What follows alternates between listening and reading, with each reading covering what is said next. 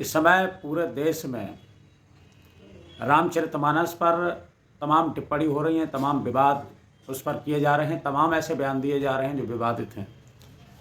मैं ये कहना चाहता हूँ कि धर्म वो है जो धारण करने योग्य हो। जिन लोगों ने टिप्पणी की, चाहे वो बिहार के शिक्षा मंत्री हों चंद्रशेखर जी, या फिर अभी हालिया जो बयान आया है वो सपा नेता स्वामी प्रसाद मौर्य का आया है, ऐसे बयान समाज में विद्वेष पैदा करते हैं। क्योंकि रामचरितमानस ये ऐसा धार्मिक ग्रंथ है जो घर घर में पढ़ा जाता है भारत में, और ये सब हमारे आस्था का केंद्र है। और आस्था का जो केंद्र हो उसके साथ इस तरीके की टिप्पणियाँ करना सर्वथा अनुचित है। बहुत सारे लोगों ने जो टिप्पणी जिन लोगों ने की, उन्होंने कहा कि ये विद्वेष फैलाता है। किसी ने कहा कि रामचरितमानस जो लिखी गई है वो एक जातिवादी चश्मे से देखी गई है। मैं कहना चाहता हूँ कि रामचरितमानस को पढ़ने की आवश्यकता है। रामचरितमानस पूर्ण रूप से समाज को जोड़ने वाला है, नारी का सम्मान करने वाला है और तमाम जातियों का सम्मान करने वाला ये ग्रंथ है। और जिस रामचरितमानस के मुख्य आधार भगवान श्री राम हैं, जो हमारी सबकी चेतना के केंद्र हैं और भारत ही नहीं पूरे विश्व में जिनको पूजा जाता है, जिनके आचरण का अनुसरण करने को लोग कहते हैं कि सब चाहते हैं उनका बेटा, उनका पुत्र, उनका भाई राम जैसा हो। तो जो ये टिप्पणियाँ की गई हैं मुझे लगता है कि वो उचित नहीं है। बहुत सारे मुद्दे हैं देश में जिन पर बात की जा सकती, उन पर बात करनी चाहिए थी। बात ये होनी चाहिए थी कि जो युवा बेरोजगार हैं उनको रोजगार कैसे मिले। 45 साल की सबसे ज़्यादा बेरोजगारी है, लेकिन उस पर बात नहीं की। बात ये होनी चाहिए थी कि किसानों की दुर्दशा है, किसानों की कैसे आमदनी दुगनी हो, किस तरीके से वो अपना घर चला सकें। बात ये होनी चाहिए थी कि हमारे देश का जो इंफ्रास्ट्रक्चर है वो कैसे ठीक हो, स्वास्थ्य सेवाएं कैसे ठीक हों, शिक्षा कैसे ठीक हो, जिससे गरीब से गरीब व्यक्ति और जो समाज के अंतिम पायदान पर खड़ा व्यक्ति भी अपने बच्चे को पढ़ा सके, वहाँ स्कूल जा सके, उसको शिक्षा मिले, उसको स्वास्थ्य की सुविधा मिले। इस पर बात होनी चाहिए थी। लेकिन तमाम इस तरीके के मुद्दे उठाने, जो रामचरितमानस कोई 500 साल पहले लिखी गई, उस पर टीका टिप्पणी तमाम करना। जैसे उन्होंने कहा कि ये तो जातिवादी है, और ज़्यादातर जो इसी के सहारे लोगों ने ब्राह्मणों पर भी इसमें अपना प्रहार करना शुरू कर दिया। उनका लक्ष्य यही रहता है ज़्यादातर।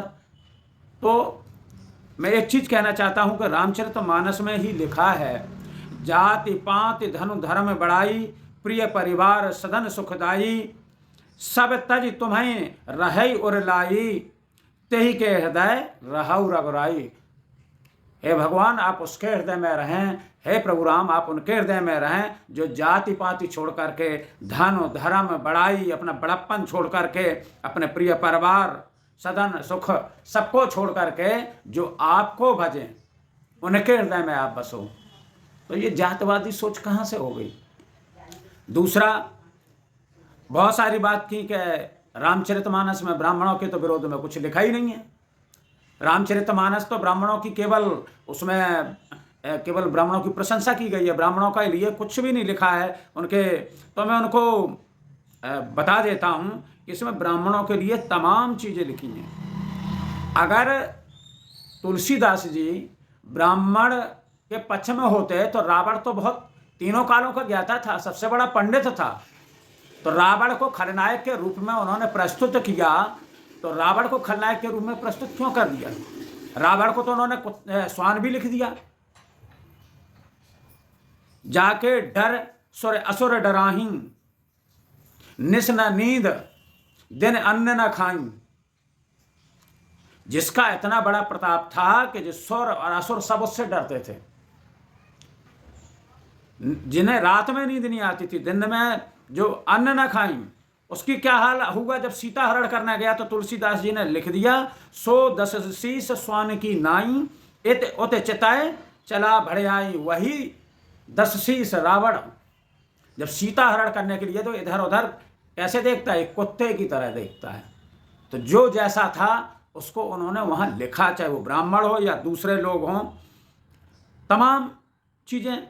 जैसे उन्होंने कहा कि और जातियों कितना सम्मान करते थे। सम्मान इसलिए करते थे, जब भगवान राम वनवास उनको दिया गया तो वो गंगा जी के किनारे पहुंचते हैं और अनुनय विनय केवट से करते हैं। निषाद केवट से जब अनुनय विनय करते हैं कि मुझे इसके पार उतारना है, तो क्या कहा, मांगी नाव न केवट आना, कहूँ तुम्हार मरम मैं जाना। वो केवट आता नहीं है, जबकि केवट को पता है ये कौन है। चक्रवर्ती सम्राट राजा दशरथ के पुत्र हैं, राजकुमार राम हैं, फिर भी वो नहीं आए, क्योंकि ये एक राम जी सबको प्रिय थे, वो जानते थे, उनका कोई खौफ नहीं था, वो सबको साथ लेकर के चलने वाले थे। और जब भगवान राम के साथ तमाम कील, भील, किरात, वनवासी, निषाद राज, तमाम लोग जब उनके साथ गए, जब चित्रकूट से उन्होंने वापस किया, तो विदा कीन सनमान निषादु, निषाद राज को कैसे विदा किया, सनमान सहित चले हृदय बड़ विरह विषादु। और उनके हृदय में बड़ा विषाद हुआ कि मुझे भगवान को छोड़ के जाना पड़ रहा है, राम जी को छोड़ के जाना पड़ रहा है। सब जगह उन्होंने कहीं नहीं इस तरीके से कहा। जहाँ राम राज्य था, तो तुलसीदास जी ने लिखा, सब नर करहीं परस्पर प्रीति, चलें स्वधर्म निरत श्रुति नीति। इसका मतलब सभी लोग आपस में प्रेम करते थे, उसमें कोई जाति नहीं बची, सभी लोग आपस में प्रेम करते थे। तो अब क्यों विद्वेष, अब क्यों ये वैमनस्यता, वो भी 500 साल बाद, ये क्यों वैमनस्यता हो रही है। सब नर करहीं परस्पर प्रीति, चलें स्वधर्म, अपने धर्म के अनुसार चलते, चलें स्वधर्म निरत श्रुति नीति, वेद के बताए हुए मार्ग के अनुसार अपने अपने धर्म का अनुसरण करते थे। नहीं दरिद्र कोई दुखी न दीना, न कोई दरिद्र था न कोई दुखी था, न कोई दीन था, नहीं दरिद्र कोई दुखी न दीना, नहीं कोई अबुध न लक्षणहीन, न कोई अबुध था बिना बुद्धि के था, न कोई लक्षणहीन था, सब अच्छे थे। तो भगवान ने जिस तरीके से शासन व्यवस्था की, शासन पद्धति की, बहुत सारे लोग तमाम आरोप लगा सकते हो, लेकिन आरोप लगाने के लिए कारण होना चाहिए। आप किसी चीज़ को एक को छांट के लाते हैं, अगर पूरे परिप्रेक्ष्य में उसको नहीं देखेंगे तो उसका अर्थ का अनर्थ हो जाएगा। शब्दा नाम अनेक अर्थ है, एक शब्द के अनेक अर्थ होते हैं। कनक कनकते सौगुनी मादकता दिखाए, या पाए बौराए नर या खाए बौराए। जिस तरीके से कनक शब्द के अलग अलग, सोना भी उसका मतलब धतूरा है, तो अलग अलग प्रयोजन है, अलग अलग अर्थ हो गए। तो ये टिप्पणी हम तब कर सकते हैं जब हमें उसके बारे में पूर्णता, उन चीज़ों के बारे में पता हो। अगर पता नहीं होगा तब फिर कैसे कहेंगे। अब कह दिया कि वो नारी विरोधी थे, तो नारी विरोधी थे, तुलसीदास जी ने लिखा, जब भगवान राम ने बाली को मारा तो बाली कारण पूछ रहा है कि मैं बैरी सुग्रीव प्यारा, कारण कवन नाथ मोहि मारा। क्या कारण है जो आपने हमें मार दिया, आपके लिए तो मैं बैरी हूँ, सुग्रीव प्यारा। तो भगवान राम ने उत्तर दिया, अनुज बधू भगनी सुत नारी, रे सठ ये कन्या समचारी, इन्हें कुदृष्टि विलोकय जोई, ताय बधें कछु पाप न होई। तो उन्होंने कहा, अनुज बधू भगनी सुत नारी, कन्या, इनको अगर कोई कुदृष्टि इन पर डालता है तो उसको, उसका वध करने से कोई पाप नहीं होता है। नारी के सम्मान की उन्होंने बात की है, तो बहुत सारे कह रहे हैं कि वो नारी विरोधी है। नारी विरोधी कैसे हो सकते हैं। इसमें ही लिखा, मूढ़ तोय अतिशय अभिमाना, रावण के लिए, मूढ़ तोय अतिशय अभिमाना, नारी सिखावन करसी न काना। तो जो नारी सिखा रही है उस पर तो ध्यान नहीं दे रहा है, तो जो इतना अभिमान है। सो परनार लीलार गुसाई, तजौ चौथ की चंद की ना, ये भी सुंदरकांड में है। सो परनार, दूसरे की नारी, सो परनार लीलार गुसाई, तजौ चौथ की चंद की नाई। तो ये तमाम चीजें हैं जिसमें हम कह सकते हैं कि तुलसीदास जी नारी विरोधी नहीं थे। रामचरितमानस में नारी विरोध नहीं है। कहीं बहुत सारे संवाद हो सकते हैं, जननी सम जानऊं जानहि पर नारी, अपनी माता के समान दूसरे की स्त्री को समझना चाहिए। ये भी तुलसीदास जी ने लिखा। आपने कोई एक चीज कहीं से ढूंढी, उसको आप लेकर के बैठ गए।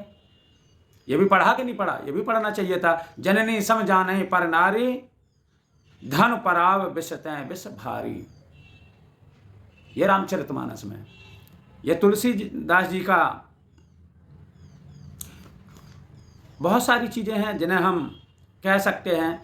अभी आप कहा कि ब्राह्मण के लिए एक चौपाई नहीं लिखी इसमें कुछ विरोध में? अरे ब्राह्मणों के लिए, संतों के लिए भी लिखा, और लिखा उनके लिए कि जो पाखंडी हैं। पाखंड का हम यहाँ समर्थन नहीं कर रहे, जो पाखंड कर रहे हैं उनके लिए नहीं, लेकिन जो हैं, जो तपस्या रत हैं, जो ध्यान रत हैं, जो दूसरे की सेवा कर रहे हैं, तो उनके लिए लिखा कलयुग में किस तरीके से होंगे। निराचार जो श्रुत पथ त्यागी, कलयुग सोई ज्ञानी सुबैरागी। जो निराचार करने वाले हैं, जो धर्म के पथ को छोड़ने वाले हैं, कलयुग में वही ज्ञानी और विरागी होंगे। जाके नख और शिखा विशाला, जाके नख और जटा विशाला, सोई तापस प्रसिद्ध कलिकाला। तो ये भी कहा, ये पाखंड पे उन्होंने प्रहार किया। साधुओं ने तो उनके खिलाफ नहीं बोला, या जो ब्राह्मण है उन्होंने तो नहीं बोला इसके लिए। अशुभ वेश भूषण धरें, भच्चा भच्च जे खाई, ते जोगी ते सिद्ध नर, पूजत कलयुग जो माँ है। वर्ण धर्म नहीं आश्रमचारी, श्रुत विरोध रत सब नर नारी। और फैले का द्विज श्रुत बेचक भूप प्रजासन, कोई नहीं मान निगम अनुशासन। जो द्विज होंगे वो वेदों को बेचने वाले होंगे, और भूप प्रजासन, भूप कैसा होगा? राजा होगा जो प्रजा को ही खाने वाला होगा।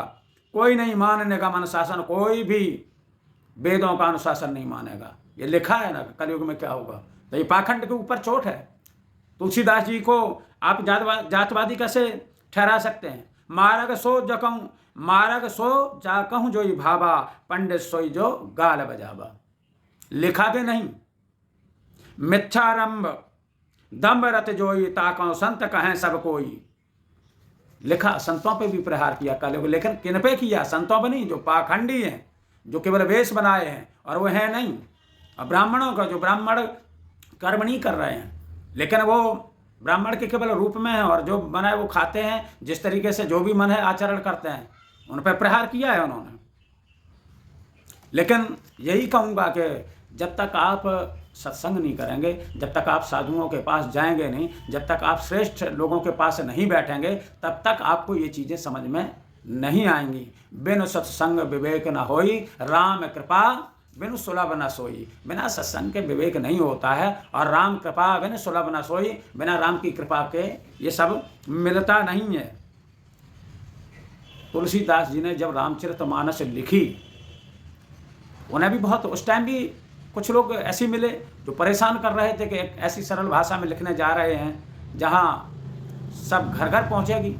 तो उनका भी कुछ लोग ऐसे भी थे उस टाइम जो उनको परेशान कर रहे थे, जो धर्म के ठेकेदार बन रहे थे।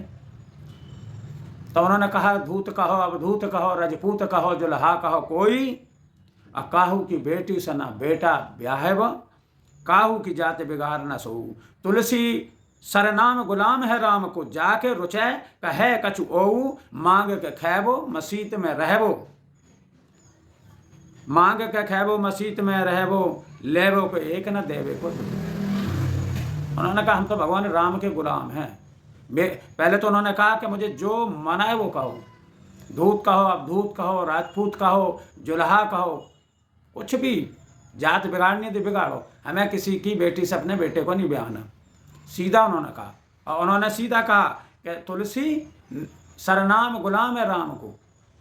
तुलसी जो नाम है वो तो केवल भगवान राम का गुलाम है, उन्हीं का केवल गुलाम है, और जिसको जो रुचि आए वो कह सकता है।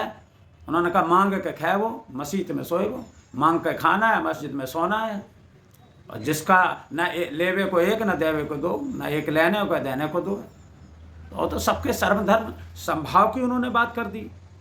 तो ये बहुत सारे, अब ब्राह्मणों के लिए आप करें, ये भी चौपाई, विप्र निरक्षर लोलोप कामी, निराचार छठ ब्रसली स्वामी। तो कितनी चौपाइयाँ हैं। आप कह रहे थे एक चौपाई ढूंढो, मैं कह रहे रामचरितमानस में इतनी भरी पड़ी हैं कि जिसका आप कहाँ कौन अर्थ लगाएंगे उसमें आप। तो लिखते नहीं सिया राम मैं सब जग जानी, करहूँ प्रणाम जोर जुग पानी। पूरे संसार को सिया राम में मान लिया उन्होंने, प्रत्येक नर नारी को सिया राम में मान करके उनको प्रणाम किया है। करो प्रणाम जोर जुग पानी। और उन्होंने कहा, और मैं तो कह रहा हूँ कि यही धर्म और अधर्म की व्याख्या उन्होंने एक चौपाई में कर दी कि परहित सरस धर्म नहीं भाई और पर पीड़ासम नहीं अदमाई, कि दूसरे का भला करने से अच्छा कोई धर्म नहीं है और दूसरे को दुख देने के बराबर कोई पाप नहीं है। तुलसीदास जी ने ये लिखा। बस सीखना है आपको, और आपको नहीं मानने तो आप ना माने, लेकिन कम से कम विवादित बयान न दें, इस तरीके की बात ना कहें जिसमें लोगों के भावनाएं आहत हों।